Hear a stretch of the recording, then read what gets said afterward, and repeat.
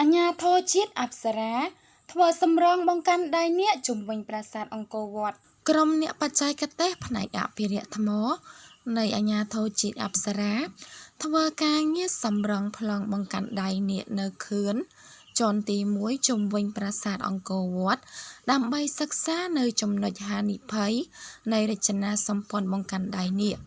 មុននឹងឈានទៅដល់ការជួសជុលឲ្យមានការរឹងមាំឡើងវិញ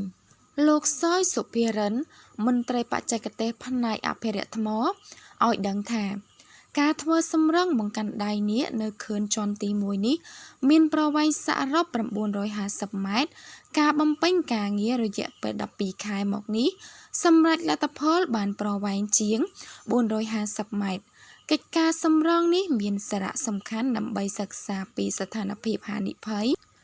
នៃរចនាសម្ព័ន្ធសំណង់បង្កាន់ដៃនេះចំណុចដែលមានហានិភ័យខ្ពស់ចំណុចធ្លាប់ជួសជុលសម័យមុនជាដើម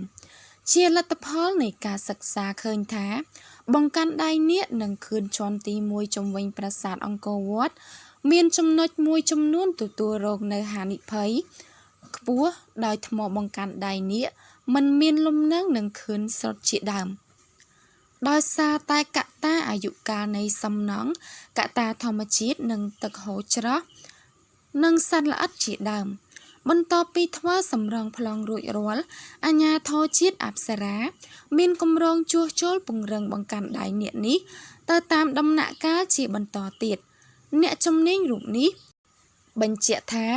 កាលពីអំឡុងឆ្នាំ2022-2023អាជ្ញាធរជាតិអប្សរាបានជួសជុលពង្រឹងបង្កាន់ដៃនេះ